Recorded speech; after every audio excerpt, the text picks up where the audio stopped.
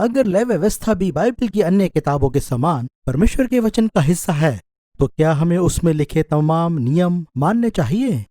जी हाँ दोस्तों, मैं हूँ डॉक्टर माइकल ब्राउन और ये है आस्क मी एनीथिंग और यही हमारा आज का प्रश्न है। आपको याद होगा, आप अपने सवालों का जवाब पाने के लिए हमें प्रश्न कैसे भेज सकते हैं। हम 5 मिनट में उसका उत्तर देंगे यहाँ गॉड टीवी पर। आप उन्हें ईमेल के द्वारा भेज सकते हैं। हमारा पता है ask@god.tv या फिर आप हमें गॉड टीवी के फेसबुक पेज पर पूछ सकते हैं, पर वहाँ जरूर लिखें कि आपका सवाल मेरे लिए है। या फिर आप ट्वीट कर सकते हैं गॉड टीवी पर। हमारा हैशटैग है AMADR Brown यानी ask me anything doctor brown.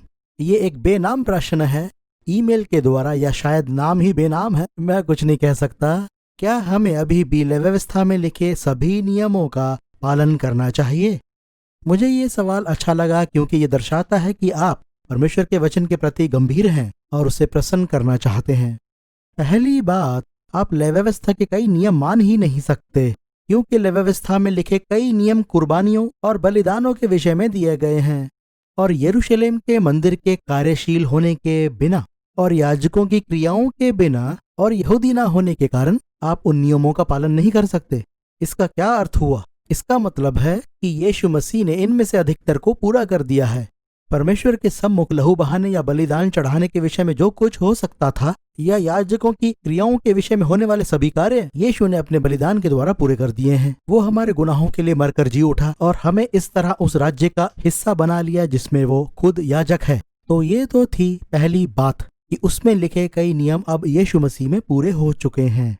दूसरी बात, इसके कई कायदे खास तौर पर इजरायलियों के लिए थे ताकि वो दूसरों से अलहदा रह सकें, जैसे कि खाने के नियम। हम कैसे जानेंगे? क्योंकि ये उसने पूरे संसार के लिए नहीं दिए, तो इस तरह वो नए नियम के विश्वासियों पर लागू ही नहीं होते। हो सकता है आप लय व्यवस्था 11 या व्यवस्था विवरण 14 के खाने के नियमों का पालन करना चाहते हो। आप अपने अंदर महसूस करते हो कि ये खास नियम है, इन्हें पूरा करना चाहिए, स्वास्थ्य कारणों या किसी भी अन्य कारण की वजह से, परंतु ये अनिवार्य नहीं है। परमेश्वर ने इन्हें कभी कलीसिया के लिए नहीं दिया, न कभी पुराने नियम में, न ही नए नियम में। तो कई नियम इसलिए दिए गए कि इजरायली अन्य जातियों से अलग रहें, और ये कायदे पुराने नियम में केवल इजरायलियों को दिए गए और ये कभी किसी अन्य जाति को नहीं दिए गए, और ना ही ये नियम कभी नए नियम में दोहराए गए। फिर भी लय व्यवस्था में कई नियम हैं जो सब लोगों और हर समय के लिए हैं, जैसे कि यौन नैतिकता के नियम, कौटुंबिक व्यभिचार के विरुद्ध नियम और आज्ञाएं।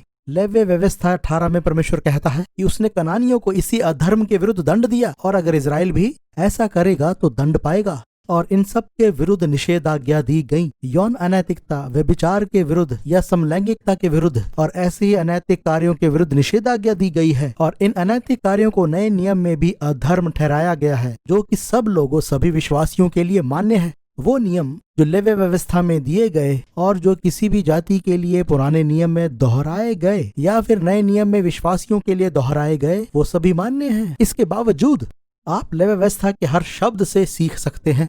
आप सीख सकते हैं कि परमेश्वर कैसे और क्यों बलिदान चाहता था। आप उसकी पवित्रता के आदर्शों को सीख सकते हैं। आप उसकी नजरों में सही या गलत, शुद्ध या अशुद्ध सीख सकते हैं। और यद्यपि हो सकता है ये नियम आज मसीहों पर लागू ना हो, पर उसकी पवित्रता, शुद्धता के नियम आज भी बने हुए हैं। और ये सब आप पढ़ सकते हैं मेरी किताब में, जो आपकी आंखें खोल देगी, जिसमें लिखा है पवित्र बनो क्योंकि मैं यहोवा पवित्र हूँ। तो दोस्तों, बहुत अधिक जानकारियां उपलब्ध हैं आपके लिए मेरी वेबसाइट पर askdrbrown askdrbrown.org पर, और आप हमारे YouTube चैनल को सब्सक्राइब जरूर करें ताकि आप लाइव कार्यक्रम देख सकें और हमारे रेडियो प्रसारण को वीडियो पर देखें। हमारे डेली रेडियो ब्रॉडकास्ट का वहाँ वीडियो वर्जन भी उपलब्ध है, तो आप डॉक्टर ब्राउन को YouTube चैनल पर भी सुन सकते हैं। हम फिर मिलेंगे यहीं पर। Thank you for watching the program. Dr. Brown is here to answer your questions. If you have something you want to ask, then either email ask@god.tv, tweet #AMADRBrown, or go to the God TV Facebook page. We want to hear your question, so please contact us today.